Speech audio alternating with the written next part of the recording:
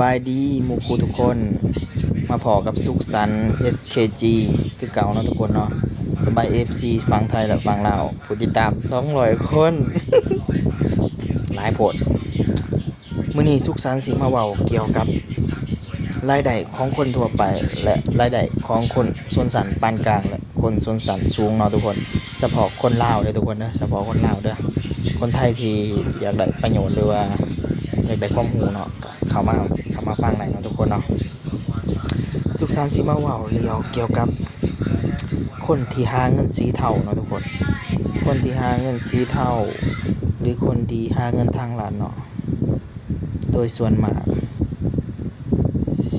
สิบ่ค่อยได้เฮือนเนาะถ้าเป็นคนทั่วไปเนาะอย่างเช่นว่าสิมีรถหรือว่ามีเฮือนมีบ้านนะภายใน1ปี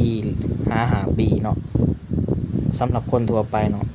แทบสิเป็นไปบ่ได้คันใดก็น้อยเนาะทุกคนโดยตะกาแล้วเงินแค่ล้านสอง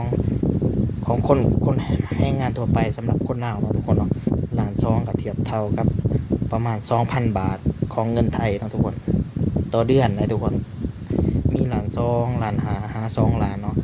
ถ้าตีเป็นเงินไทยก็ 2,000 หาประมาณหลายสุดก็ประมาณ 7,000 ทุกคน 7,000 6-7,000 เนาะทุกคนเนาะ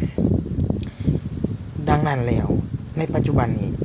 มันแทบสิเป็นไปบ่ได้เนาะที่สิมีเก็บแล้วก็สิมีไว้สร้างเรือนสร้างศาลซื้อดอกซื้อดินเนาะทุกคนไว้ลงทุนมันแทบสิเป็นไปบ่ได้เนาะอีกอย่างคนลาวเฮาใน 100% เนาะมีประมาณสัก 20% หรือ 30% รู้จักเกี่ยวกับการลงทุนเนาะทุกคนอีกอย่างเศรษฐกิจหรือ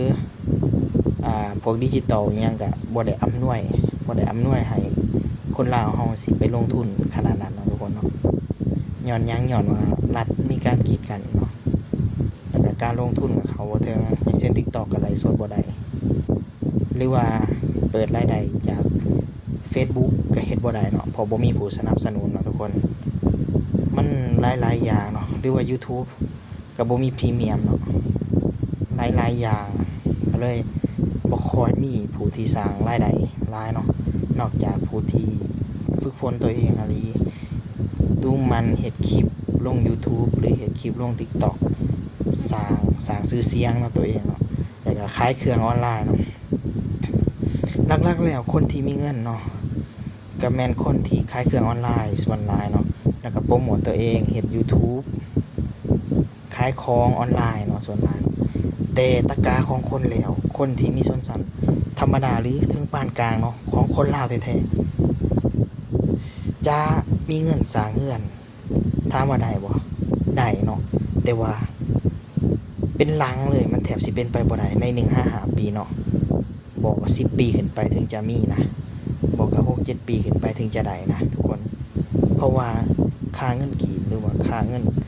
มันต่ำหลายทุกคนมันต่ำหลายคนที่มีเรือนเว้าตรงๆเนาะเว้าแบบบ่อ้อมบ่ค้อมเนาะส่วนหลายเป็นสีเทาทุกคน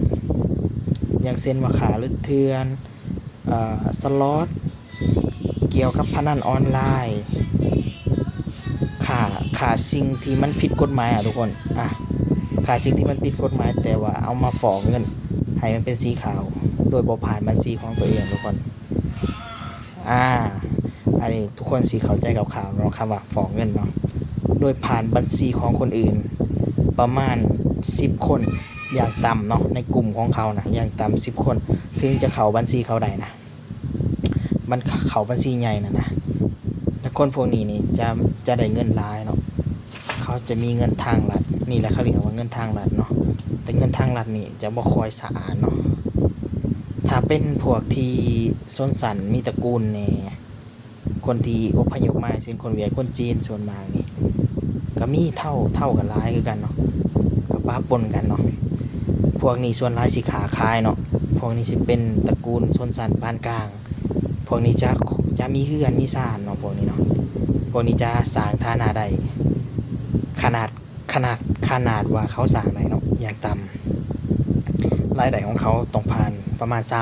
3-5 ปีเนาะพวกคนเวียดคนจีนพวกที่ว่าอพยพมานะเขาจึงสิมีเรือนมีศาลมีดินมีดอนมีตอนมีหญ้าได้และอีกอย่างแบบตระกูลเขาแบบพวกที่อพยพมาก่อนนะ เขาได้แห่เงินเขามานะแบบขาขายเขาขายเก่งว่าซั่นซะเขาขาขายเก่งเนาะคนสมัยก่อนนะคนเวียดคนจีนนะแต่คนลาวเฮาบ่แม่นแนวนั้นเนาะทุกคนให้สังเกตเบิ่งว่าเดี๋ยวนี้มีเงินก็อวดหลอกอวดรวยกันผิดปกติจากพนักงานอย่างเช่นว่ามีเงินล้านห้าหรือ2ล้านเนี่ยมีรถมีล่างมีเฮือนซึ่งโดยทั่วไปแล้วเนาะทุกคนเนาะพนักงานประมาณนั้นนะพนักงานทั่วไปนะบ่สามารถที่มีเงินได้หลายขนาดนั้นนะถึงขนาดแบบว่าซื้อรถได้เนาะทุกคนเนาะถึงขนาดแบบว่ามีเฮือนมีดินซื้อดอนนะมันแถบสิเป็นไปบ่ได้ถ้าเฮามาหารกับเงินที่ข้าราชการของเขาเงินเกษียณของเขาหรือเจ้าสิเฮ็ดเวียกเสริมเนาะมันก็แถบสิเป็นไปบ่ได้เนาะทุกคนเนาะนะนอกจากจะสิได้เงินสีเท่ามาบอกกับเงินที่เป็นทางลัดแล้วกันนะเอาง่ายๆว่าบ่ค่อยสะอาดแล้วกันเนาะเฮาก็บ่ได้ไปเว้าดูถูกเนาะแต่ว่ามันเป็นเรื่องจริงภายในสังคมของคนลาวเนาะที่มันมันเฟกแห้งมันแบบมันผอมที่สิบ่ถูกออกมานะแต่ว่าคนลาวเฮาบ่สามารถเว้าได้แต่เงินหลักๆของชาวไร่ชาวสวนหรือชาวทั่วไปเนาะบ่สามารถสิไปสร้างเรือนสร้างซ่านได้และอีกอย่างความรู้ของคนพื้นบ้านเขาจะบ่ค่อยรู้เกี่ยวกับการลงทุนเนาะอย่างเช่นว่าเงินหลักๆได้มาจากเฮ็ดไร่เฮ็ดสวนเนาะของคนลาวนี่อย่างเช่นว่าจะปลูกมันจังซี่ปีนี้ก็รายได้ต่ำแต่เจ้าก็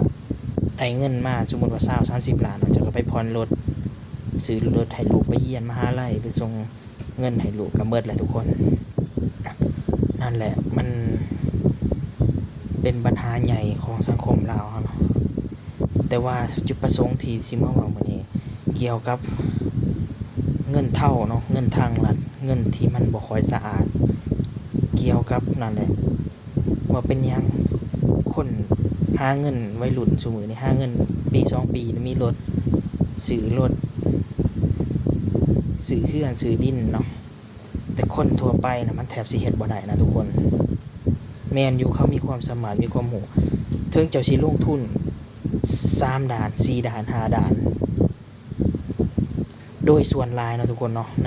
100% สิมีแค่ 10% ที่เฮ็ดได้เนาะเกี่ยวกับการลงทุนในกระจายตัวนะถึงจะสร้างรายได้แบบบ่ได้หมายความว่าบ่มีเนาะบ่ได้หมายความว่าบ่ได้แต่มันน้อยคนที่สิเฮ็ดได้นะทุกคนมีอยู่แต่มันน้อย1ใน100ก็มีอยู่ประมาณ20-30นะคนนะเท่านั้นนะ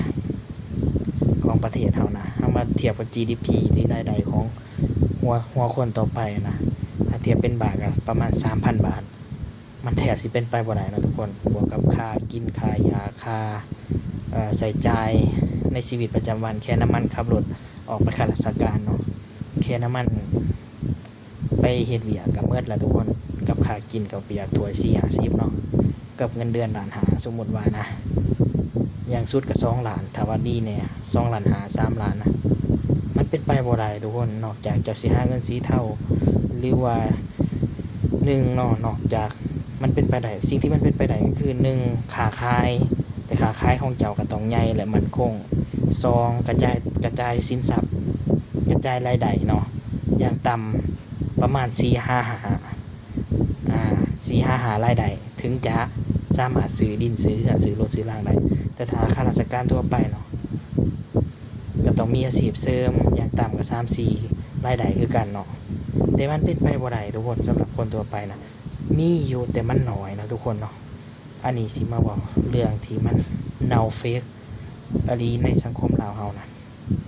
และเรื่องมันก็ยังมีหลายทุกคนฝากไปติดตามในเด้อถ้าเห็นว่าคลิปนี้มีประโยชน์เนาะฝากไปติดตามข่อยใน YouTube ในเด้อข่อยสิมาเว้าให้ฟังเนาะสิ่งใดที่มันมีประโยชน์ฝากติดตามข่อยในเด้อขอบใจหลายๆทุกคน FC ทุกคนฝั่งไทยและฝั่งลาวบ่ว่าสิเป็นฝั่งใดก็ฝากเป็นกำลังใจให้เด้อถ้าเห็นว่าคลิปนี้มีประโยชน์ก็ฝากติดตามในเด้อ